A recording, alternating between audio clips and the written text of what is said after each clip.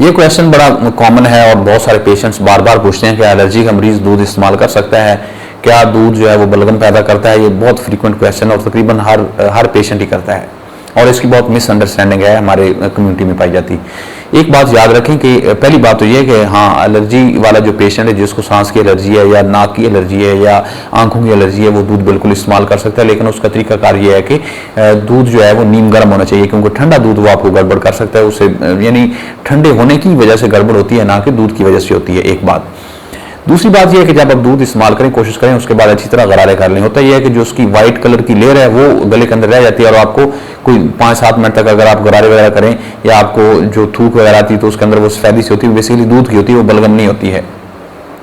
तो आप अगर गरारे कर लें तो आपको कोई प्रॉब्लम नहीं है। तीसरा इसका फायदा ये है दूध इस्तेमाल करने का, इसके में मैक्सिमम वाटर होता है और इसमें मैक्सिमम प्रोटीन होती है, कैल्शियम और विटामिन डी होते हैं, जो कि डेफिनेटली बहुत ज़रूरी है जिस्म के लिए और हमारे इम्यून सिस्टम के लिए और हमारे आसाबी निज़ाम के लिए।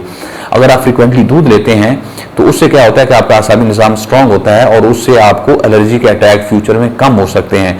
और आम आदमी भी समझता है कि जो दूध है एक मुकम्मल डाइट है और इसका जिस तरह बच्चे को बेनिफिट होता है ग्रो करने में, इसी तरह बड़ों को बेनिफिट होता है इम्यून सिस्टम को स्ट्रांग रखने में। अब इसमें कुछ एक्सेप्शन है, यानी कुछ लोग होते हैं 100 में से कोई 1% या 0.5% होंगे जिनको दूध से एलर्जी हो सकती है, दूध से बनी हुई चीज़ों से एलर्जी हो सकती है।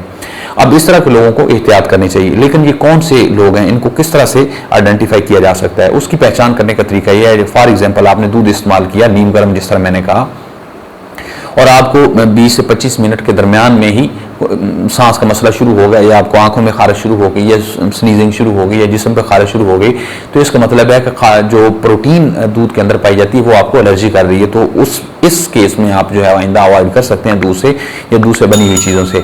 अदरवाइज दूध को इस्तेमाल करना चाहिए, ये एक ज़रूरी है, एक ज़रूरत है हमारे जिस्म की, ना ज़रूरत है बल्कि आपके आसाबी निज़ाम को मजबूत बनाती है और आपके एलर्जी के लेवल को कम करती है। जब आपका इम्यून सिस्टम मजबूत होगा तो एलर्जी का लेवल डेफिनेटली कम होगा।